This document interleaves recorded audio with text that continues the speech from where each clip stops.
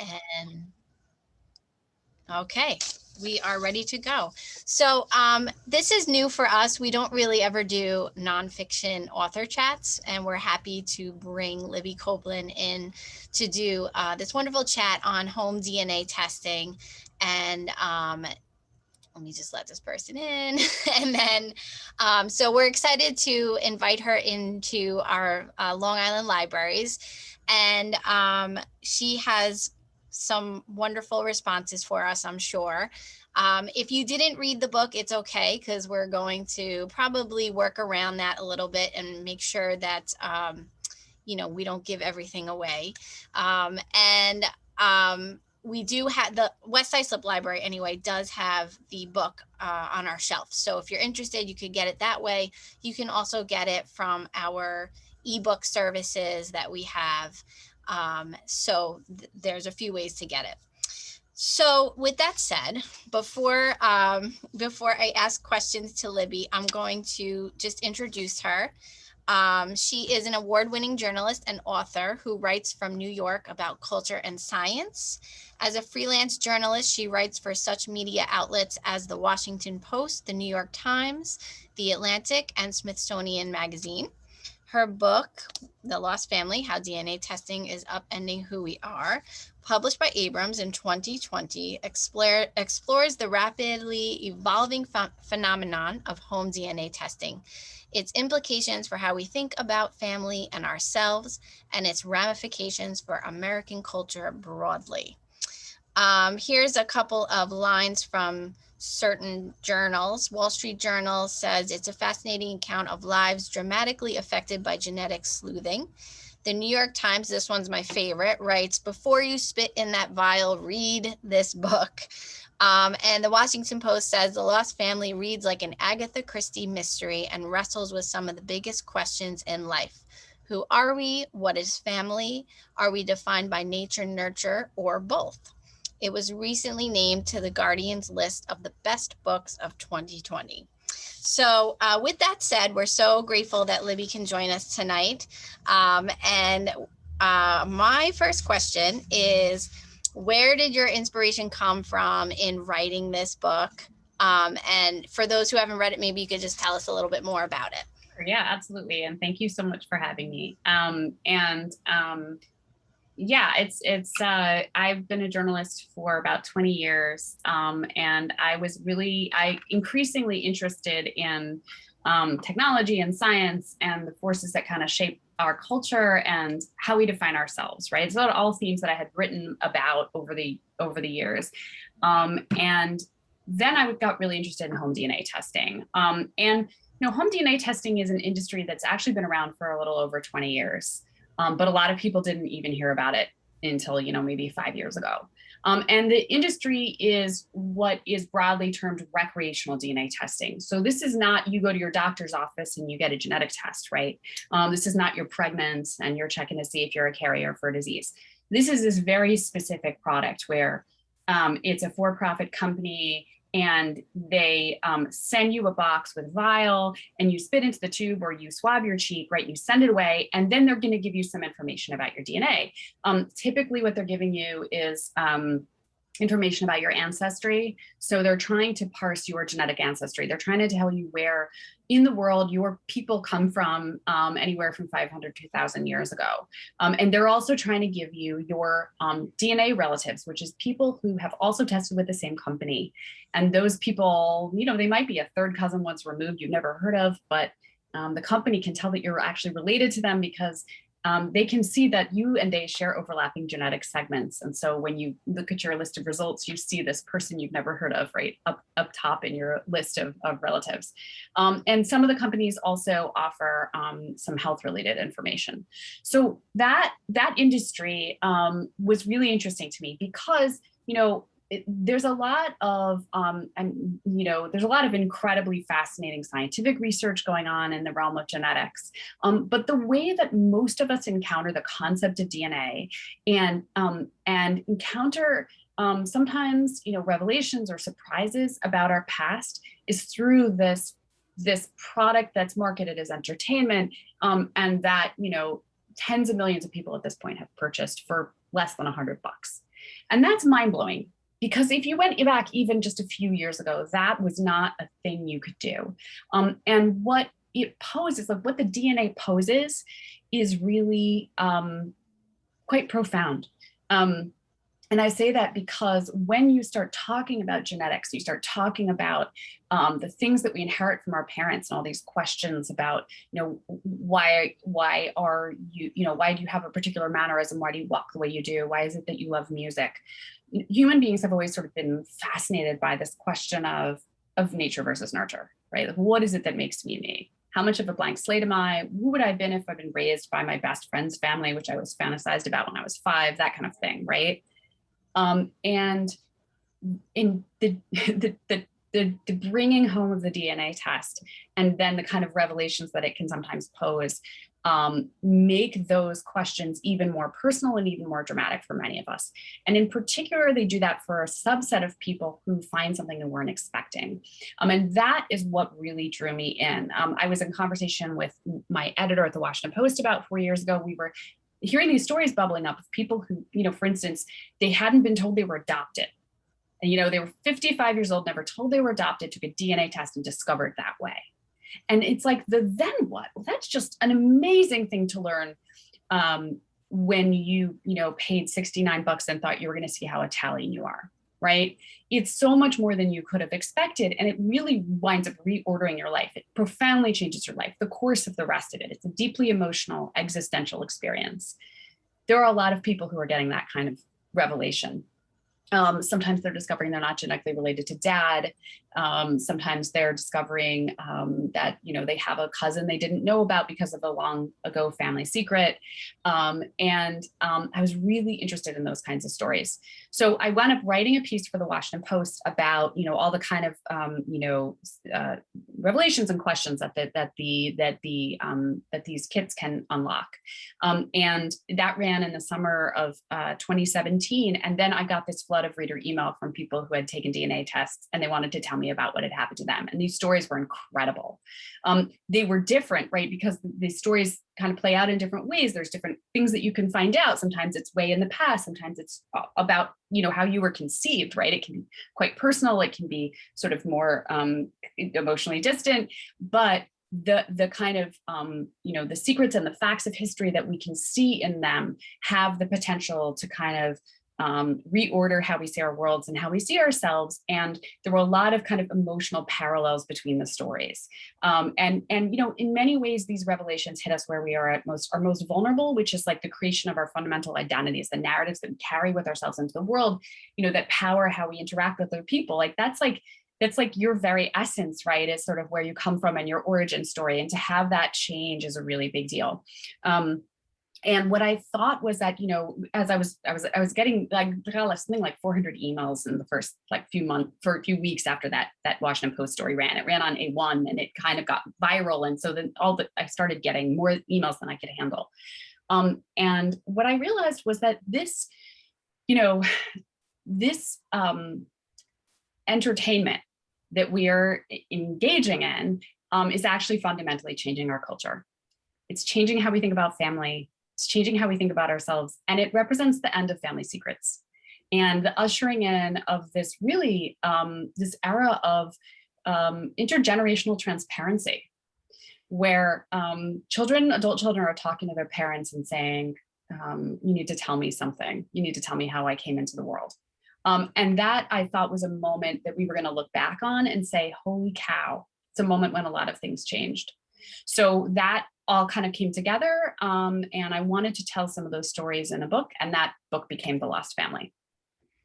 Yeah, I must say it must be interesting to hear all these different stories and get your inspiration from these people who are taking the home DNA test. So it is amazing and I will say throughout the book, Libby does talk about some of these stories, of course, and they're very interesting.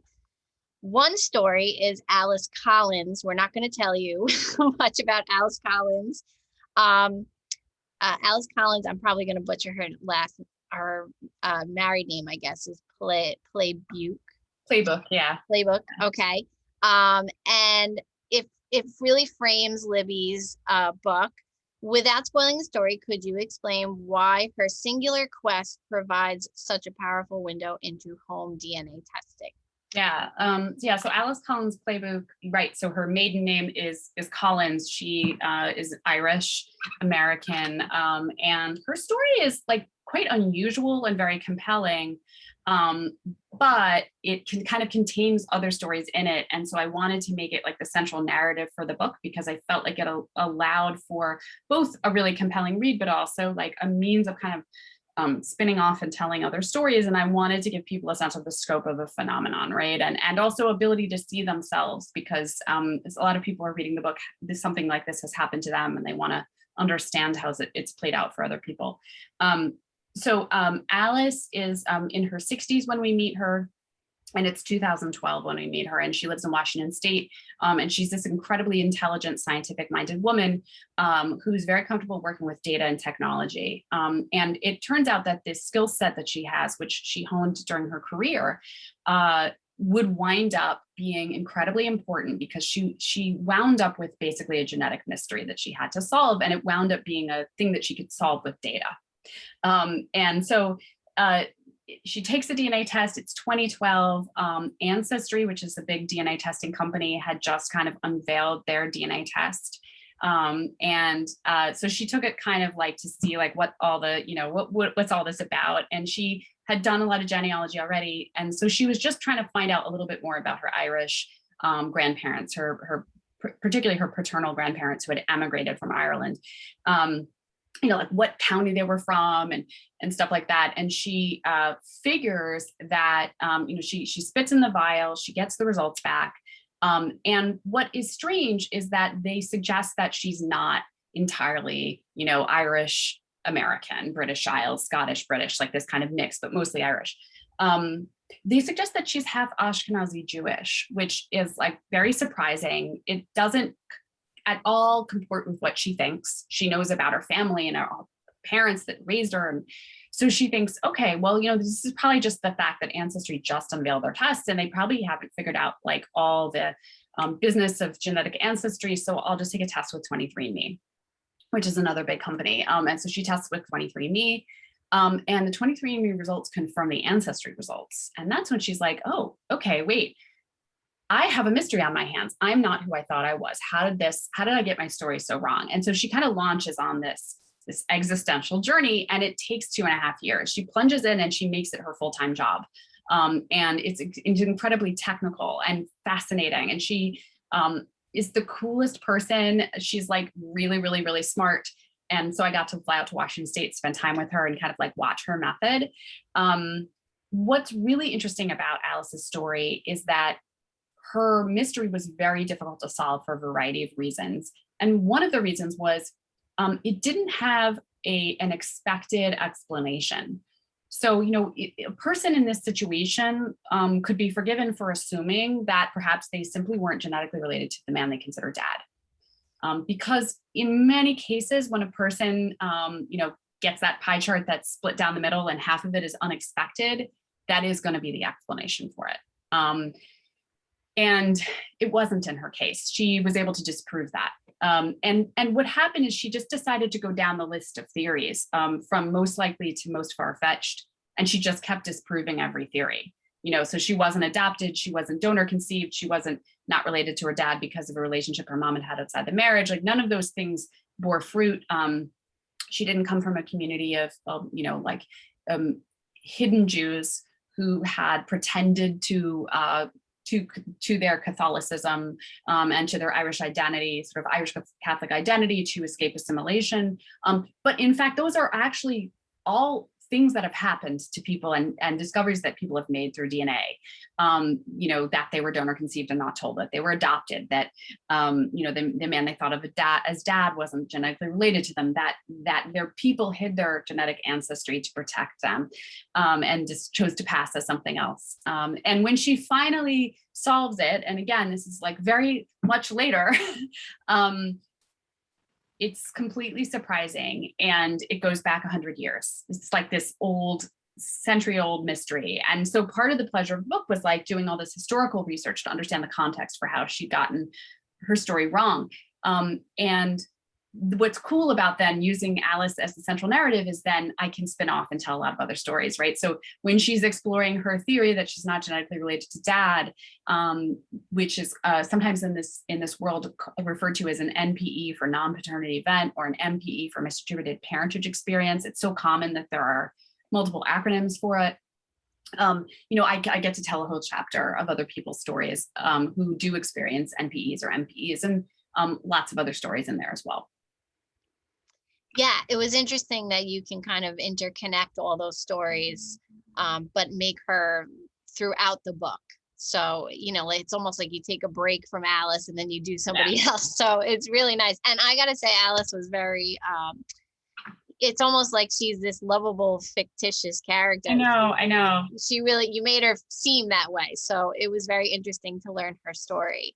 Yeah, I mean, the books that I read for pleasure are fiction books that are detective novels, right? So I was like thinking, okay, this is nonfiction, but I want it to read like a thriller. Like, do you read Tana French? Yes. Oh, well, I know of Tana. Like in the Woods, I don't really read her, but yes. It's amazing. And she, I was reading her for many years and I was kind of obsessed with her. And I was like, okay, I want a nonfiction science book to have the pacing and compelling nature of a Tana French. How, and so that actually, finding Alice's story was such a gift because it could sustain that kind of, it basically, the book is structured like a whodunit. Right. Right. But instead of being like who done it, it's who am I? But it has all that the layers of like questioning and curiosity and compelling hunt, that a good whodunit has. Yeah. Her story certainly does. Yeah. Absolutely. I definitely see that. So skipping down, the next question that I'm going to ask is, with more than 37 million people having taken a home DNA test, not sure if anybody in the crowd tonight has taken a DNA test, the majority of them American, you say that America has reached a tipping point. What are the implications of that? Yeah, so, right, and I started writing the book 4 years ago. There were 8 million DNA test kits that have been sold, and now there are actually almost 40 million at this point. Wow. It goes up constantly, right? So, it's more than quadrupled in the last 4 years. And that the fact that most of the people who are in the databases are American means that effectively almost every American is in some way represented in the databases, even though the majority of Americans haven't tested. What do I mean by that? I mean that, almost all of us have relatively close cousins who have, like, third cousins or closer. And we know that a third cousin is sort of the tipping point where you are potentially identifiable despite not being in the database to somebody who's genetically related to you. Does that make sense? So in other words, let's say you were a sperm donor in 1975 and you have not taken a DNA test, your genetic children can identify you through taking a DNA test, identifying their cousins, triangulating that information, doing genealogical research. They can identify you, given the power of genealogy, the power of DNA, and the power of social media and all the information that's available about us online. They can identify you as their genetic father, despite the fact that you have never taken a DNA test. So that means that, we are not invisible. And it means that the decision to test or not test, while meaningful in some ways, is also not as meaningful as you might think, and potentially not protection against the revelations of family secrets, right? It means that you may discover something about you, about your family, about your health, that changes how you think about yourself or your family, despite never having taken a test. And that's because we share genetic material with each other, and because the people who have, my third cousins, if they take a test, are kind of in a sense opting in on my behalf. And the ship has sailed, right? So the only kind of way to look at it is to sort of say, okay, what do we do now? and there are pluses and minuses to it. I'm not kind of like, I'm not an anti-DNA testing person, because I think there are incredible things you can discover through it. And there are ways in which history can be kind of reckoned with because of where we are. But I'm also aware of the fact that, you know, there are privacy concerns, and there are things that people discover that they are not ready for, not expecting, and that there's not a lot in the way of support for them. So it's a complicated and nuanced technology with complicated and nuanced outcomes. And those outcomes can really differ in terms of how people feel about them quite a bit, even within the same family. So all of this means that essentially, right, the number of kits will still keep going up, the number of people in databases will keep growing.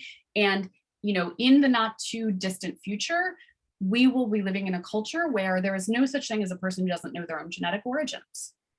There is no such thing as a parent who cannot disclose to their child, sorry, you know, the man you think of as your dad is actually your stepfather. Because if they don't disclose it, the child will discover it anyway.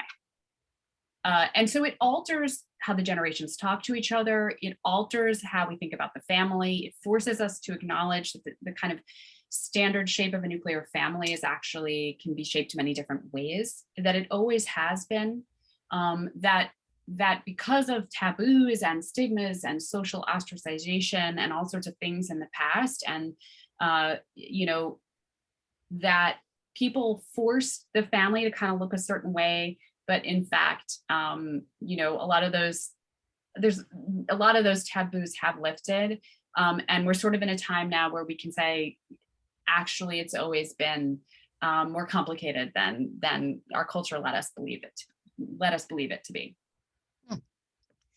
Yeah, I mean, it's very easy to even just find somebody these days online, and Yes. you know, so on top of all the genetic DNA testing, I'm sure it's that much easier. So yeah, It's kind of like a 1-2 punch. I mean, you know, DNA testing is powerful, but the identifiability of people is made further possible by the existence of social media. And we've given up our privacy in so many different ways. right, When you put those two things together, it's incredibly powerful. right, amazing. You talk about non-paternity events. Could you give an example of that, and how common are they? Yeah, sure. And I'll just mention, I don't know if you said this at the top, you may have said it, but if people have questions, please feel free to put them in the chat as we go. And we'll take them at the end, or I don't know, it depends. We may even take them as we go. Or you can come on camera and ask however you like. Yeah, we have a small group tonight, so yes. So if you want to, you know, kind of talk, you can talk. If you want to chat, like, that's what I'm here for. Yeah, so non-paternity events, you know, are, you know, this term that comes down to us from the field of genealogy. And you know, it was a very obscure term a few decades ago, and now it's not just not obscure, it's practically mainstream. And you know, it is the backbone of advocacy organizations, educational organizations, nonprofits. Like, there's a mental health initiatives. I mean, there's a lot that's coming out now out of the world of this process of the NPE, right? Non-paternity event, or not parent expected, or misdistributed parentage experience. This experience of discovering that one or both of your parents, generally your father, is not genetically related to you. And so there's a guy, and I read about in the book, named Jason. He didn't know the identity of his father. He was raised by his mom and his stepfather. He asked her again and again and again over the course of years, and he could never get her to tell him. And finally, in his 30s, he said, you know, Mom, they didn't have a close relationship. I think he wrote her a letter, and he said, listen, you know, if you don't tell me, I'm going to start asking around, because I heard some cousins might know some things, and I know you don't want me to go asking around. So can you please tell me my dad's name? And, you know, it's a tough position to be in, because on the one hand, there's her right to privacy, right? And then on the other hand, he very much felt like this was part of his identity. And you hear that a lot. And that pitting or colliding of interests between my right to privacy and your right to know essentially who you are and where you came from, that's a really difficult point of friction in a lot of families. So she tells him a name, and he writes the guy a letter, and they forge this relationship. And for 12 years, he thinks this guy is his genetic father. They don't see each other terribly often. The guy kind of keeps him at arm's length. And eventually Jason is in his 40s and he feels sort of rejected by this man who won't let him into his life and won't tell his children that he exists and so forth, that he decides he's going to take a DNA test. And once he can prove to the guy that he's actually his child, the guy will have no choice but to let him in. So he takes his test and it turns out the guy is not his genetic father. And this other person he's never heard of is.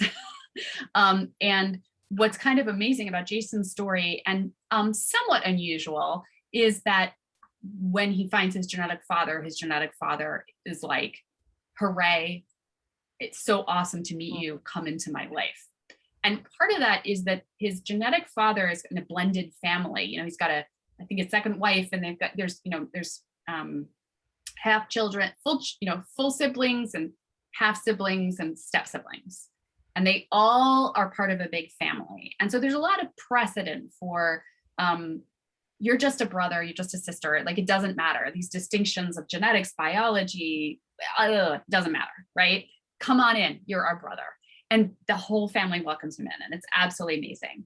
And that story I found quite beautiful because it contrasts with a lot of other stories where, the genetic father does not invite the person in, where the siblings feel threatened.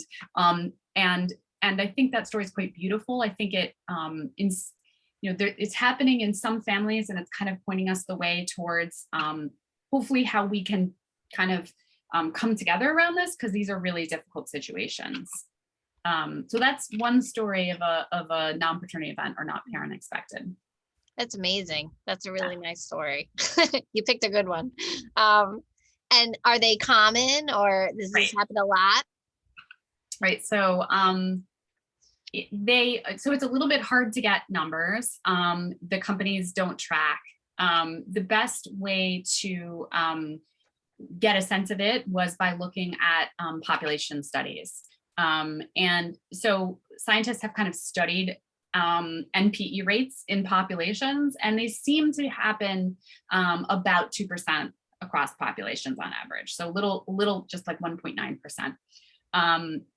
That means if you are extrapolating out from about 40 million consumers, you're talking about close to 1 million people who've had the experience of taking a DNA test and discovering they're not genetically related to dad.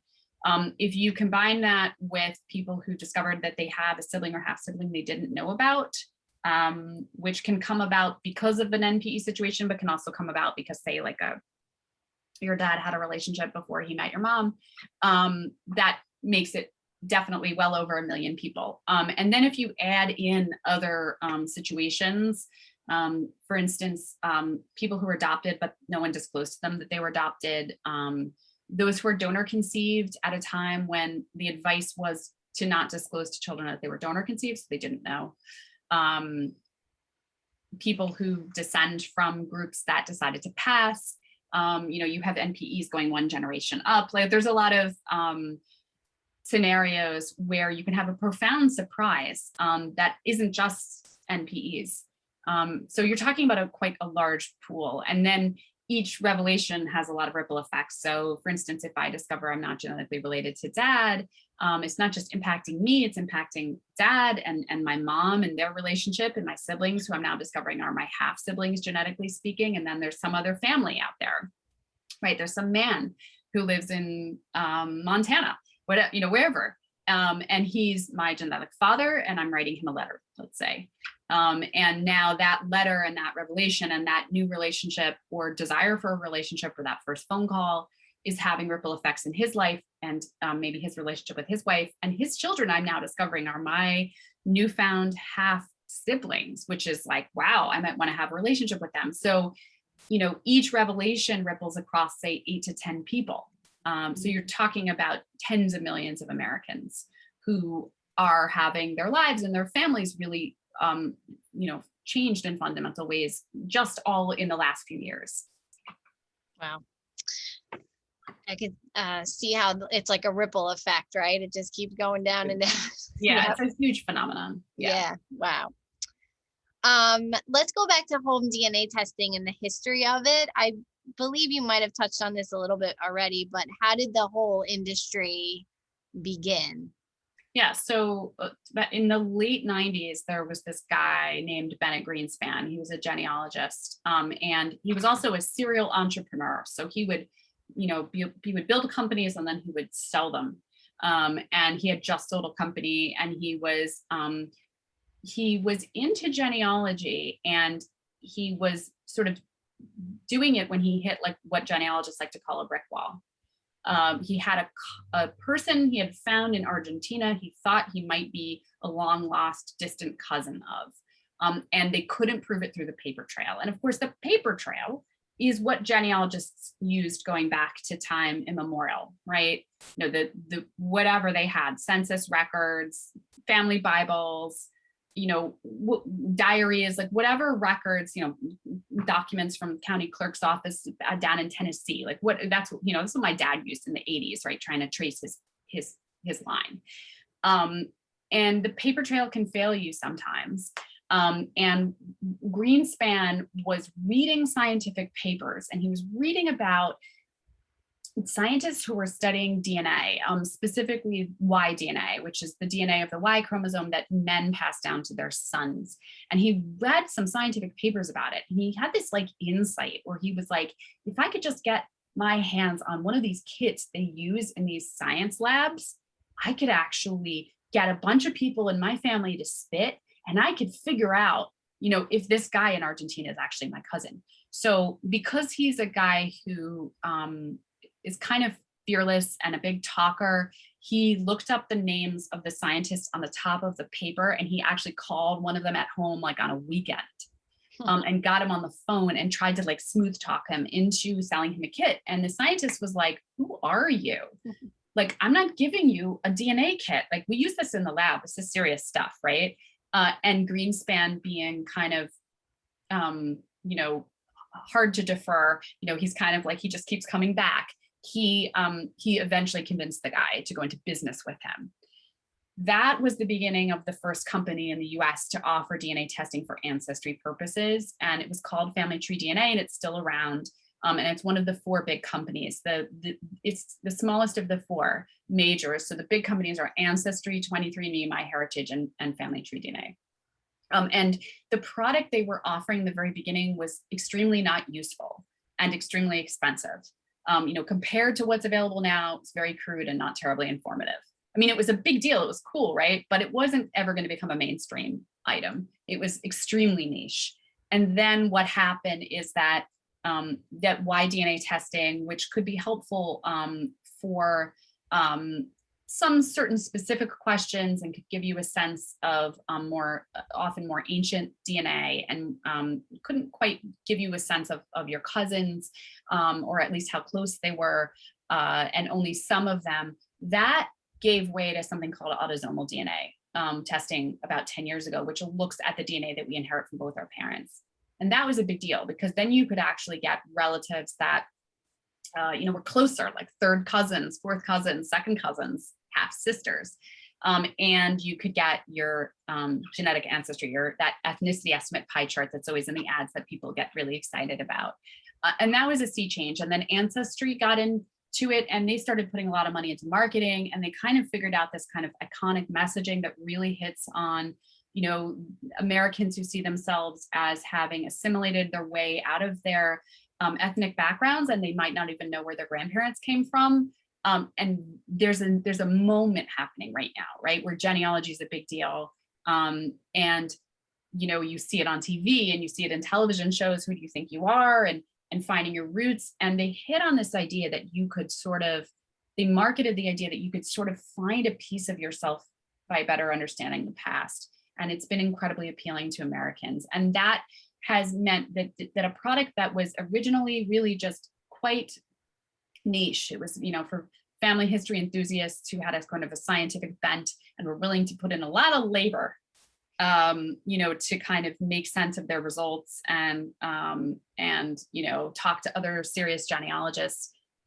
It went from that to this mainstream item for the casual consumer. It became like the gift you get for the person in your life who already has everything, and people are buying it for each other and they don't even know what they're getting.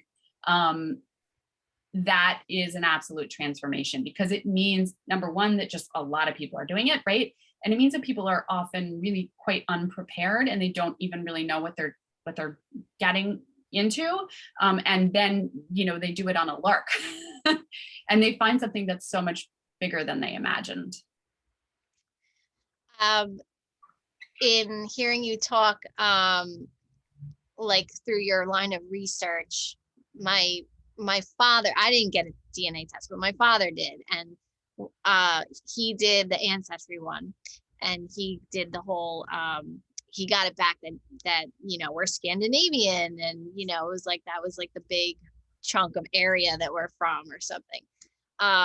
Is there a particular, I don't know, even if you can say this based on your research, I guess, is there a particular company that you think works better, or is it just like out of the four major companies that you mentioned?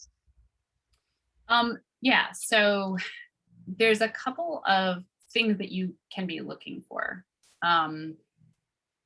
The thing that most people want, if they're trying to solve a specific question, is the DNA relatives.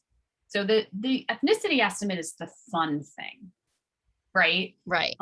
And that's where like the casual consumer goes through that process of discovery and says, I didn't know I was 13% this or that, right? And in that, the companies are always updating their results and trying to make it better, because ethnicity estimates are estimates. They're not perfect at all. Right. And the reason is like, we are so genetically identical, right? Like under the hood, we look like each other, right? We're 99.5% genetically identical to every other human being on the planet. So, we may differ in different spots along the genome, right? Somebody may have a G and someone else has like a C, or a chemical letter in the particular spot. But those distinctions don't come with little flags that say like, this person comes from Korea, right? It's just like patterns of difference that are often associated with folks from a particular area. So the way that the companies make these determinations is they have these huge reference populations. They have like 1,000 people standing in for all of like Sweden, let's say, right? And they're hoping that by knowing all, the DNA of all these 1,000 people and really understanding it, they have a really good picture of what a Swedish person looks like. And maybe they can even distinguish between the different areas in Sweden, right? And then they've got algorithms that crunch the data. And over time, the reference populations get bigger and hopefully the algorithms get better. So you get more granular data, right? So at any particular time, one company may be slightly better with a particular community because their reference population for Northern China is much bigger than the other companies, right? And generally speaking, they're better on European Americans and less good for people from Latin America, from Africa, from Asia. And that's like a problem, a pervasive problem that goes back a long time for a variety of reasons.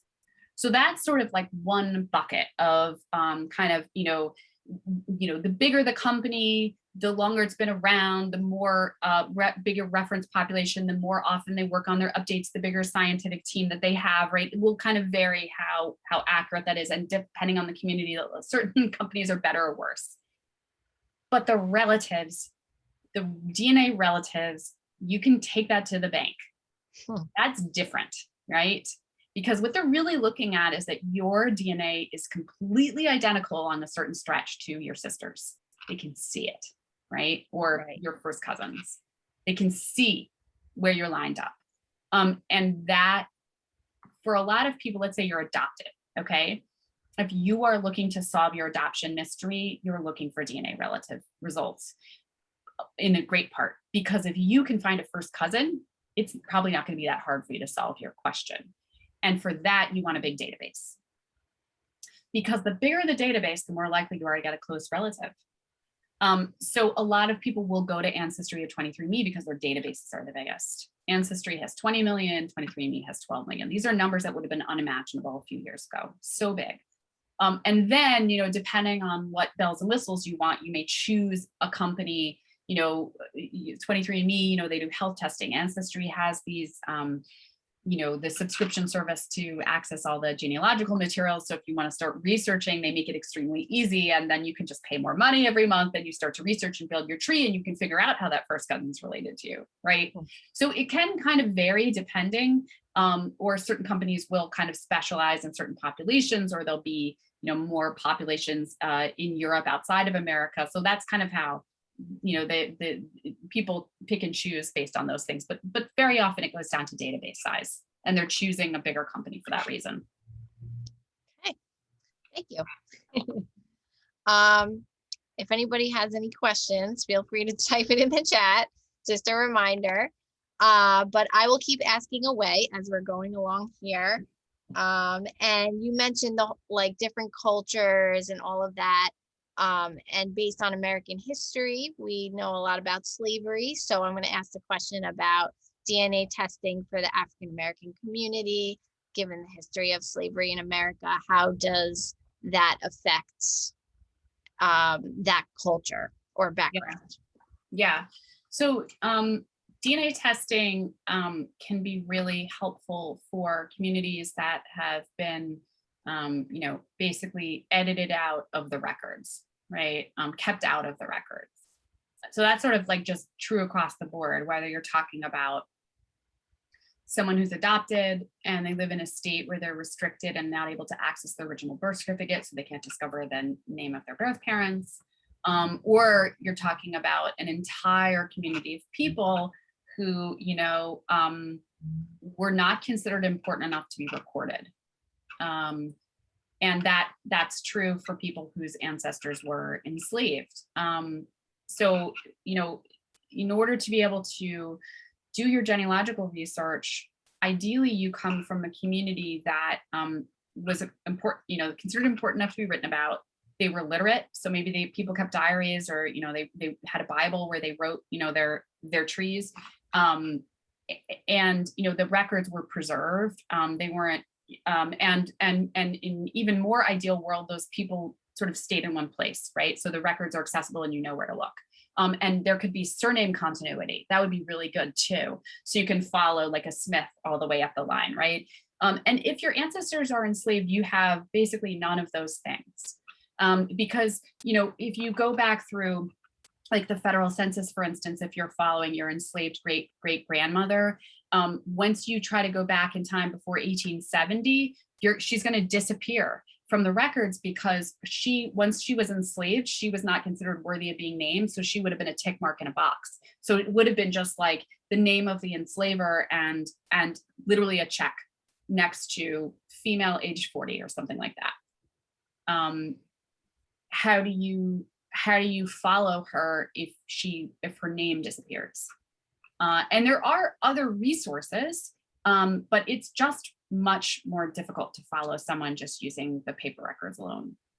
And so DNA combined with genealogy can be really, really helpful. And so like, for instance, there's a man that I interviewed who he's an African-American genealogist, and he was able to trace his people through the combination of DNA cousins and ethnicity estimate. He was able to get a really good sense of where some of the branches of his family had come from before the transatlantic slave trade. And one of the cool things was he was able to hook up with and connect with some really distant cousins who still lived in Africa. So, you know, they were descended from a common ancestor from before the transatlantic slave trade. And knowing those people was such a gift, because those people could then say, they could get him more granular than, you know, a point on a map. They could say our people were a particular community of people. It was like a name that he could Google, right? So his cousin says our people are the Fulani people. And this genealogist Googles that, and he learns about his people, right? And that's like an incredible gift. There's a woman that a family, I should say, that I interviewed that was able to confirm an oral history. of a enslaved ancestor who had had a child by her white enslaver. And then this family was able to connect with the white cousin who descended from that man and his wife. And that white cousin didn't know about them.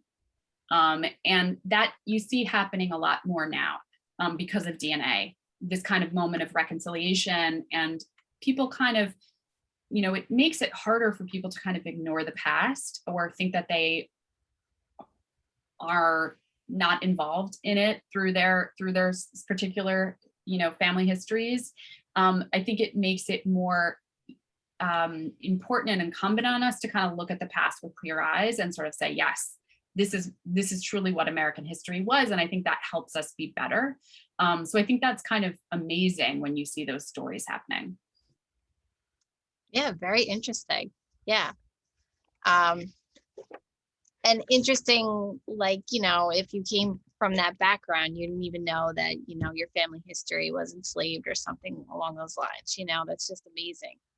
Yeah, I mean, just to have that clarity, to know where you come from is like so meaningful. So Right. meaningful. Yeah. Right. So it's 10 to 8. I don't want to go too long, but I do, I just want to share like one of the most shocking things from your book that I found. And I wanted to say, it probably is me because I'm not like a news person, and I don't know. I'm not a viewer of current events. I should be. I should do it more. But this might have been mentioned. Maybe some of you people know this, but I found that this was very interesting. The DNA age is also bringing to light more cases in which fertility doctors appear to have secretly substituted their own sperm. Yeah. So in this part of the book, Libby basically talks about doctors who ask all these people to be sperm donors, and they say that they are, they're donating their sperm, but really the doctor himself is being the sperm donor. So it's just, I don't know. It's so crazy to me. And then my coworker mentioned that there's a documentary on there called Baby God. Yeah. And she said that it's very similar to that, and all these doctors are just being the sperm donor for all these women, and it's crazy to me, it's crazy to think that this actually happens in real life. Actually happens. Yes. Yes. So I will just share that with everybody that that there's a lot of besides the framework of the book, there's a lot of interesting facts in there. So and I don't know if you want to share any more on that particular. Yeah, I'll just say, like, what's fascinating to me about this is that there's two technologies now colliding with each other, and one is revealing the other, practices of the other. So DNA testing, its ubiquity, has revealed the practices of the fertility industry. And so there's a couple of things that people may not be aware of. So they may not know that, for instance, there's no legal limit in the United States on the number of children that one donor can conceive. They might not know that because of the DNA age and these practices, that there are sprawling networks of between 100 and 200 half siblings, all conceived by the same donor, spanning decades in age. And that's really interesting. And I think it raises questions about, how the industry should operate. Who's keeping records?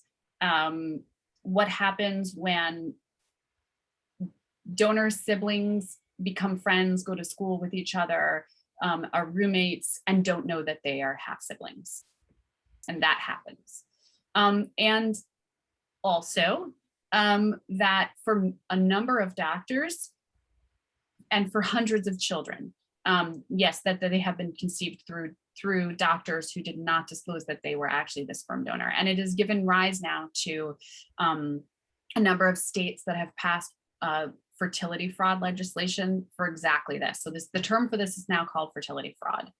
And, you have situations where doctors claimed somebody else was the donor father, where they said that the husband was the donor father, not the donor, but the actual, that they were simply helping with, they were helping with reproduction, but they never disclosed that, in fact, the man who was the intended father was not the genetic father and that they themselves were. It's really wild. And you can Google fertility fraud or doctor, insemination, and there's like lawsuits and stories almost every week about it at this point. It's all coming out because of DNA testing. Wow. All right. Well, at least it's brought to light, right? Yeah. And I recommend Baby God. I think it's an HBO documentary. It's really good. Yeah. And it's disturbing too. Yeah. Yeah. All right. So I have one more question. If Sure. anybody has questions, they could definitely type it in the chat, or after my question and response, we can ask you to unmute yourself if you'd rather speak your question. And my last question is, have you ever taken a home DNA test? And did you find any surprising results? Yeah, I've taken 3 of them. And you might say, like, why bother to take 3, right? The science is the same.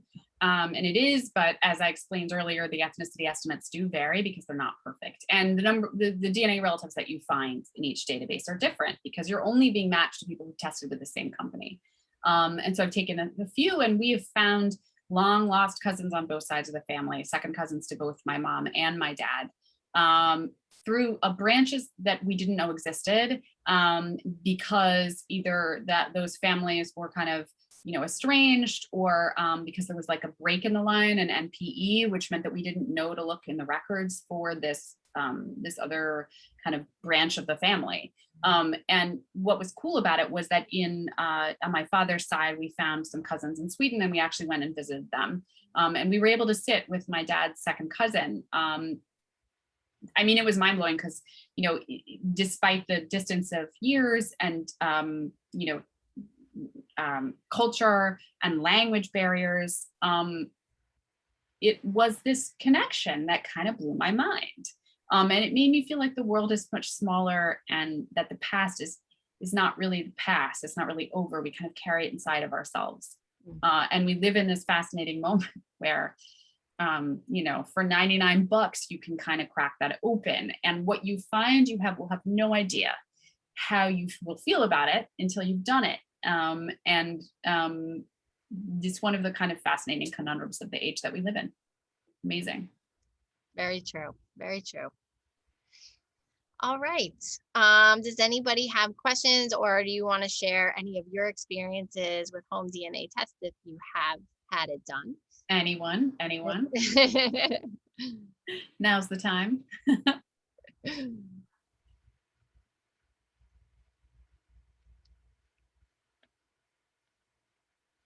Oh, well, that's okay. Yeah. Oh, oh, wait, we got somebody. Okay. Hi, I had a DNA test through Ancestry. No surprising results. Pretty much what I expected. Yeah. Okay. Yeah. And I think, most people, basically what they find is in line with what they expect. And sometimes people are like, this was really boring and I was a wasted money. This is what, right? And other people, it winds up kind of being a gateway towards doing genealogy, because they're like, oh, that's interesting. I wonder how I'm connected to that cousin. And they kind of get into the genealogy because of the DNA. It used to be the other way around. Right. Kind of what got me a little bit is what's the Neanderthal connection though. That's one thing I'm still not quite sure what they mean by that. Can you clarify that at all? Yeah, I mean, my understanding is that there's actually more DNA on the planet than there was when the Neanderthals were alive, because we carry it in us because, Mitochondria? I'm not sure where it is, but Homo sapiens and Neanderthals, had children together. And yeah, that's a good question. Sure. I don't know how that shows up exactly, whether that's carried in the mitochondrial cells or not. Yeah. Okay. I just know they keep finding third and fourth cousins every 2 weeks, just like you said. Yeah, exactly. And it grows and grows and grows. Exactly. Yeah. I just don't have time to keep up with all of them. I know. And you can't research every single one. It's a lot. Yeah. No, I'm sure I don't want to either. Yeah. But thank you. Thank you so much. Appreciate it. Thanks for being here.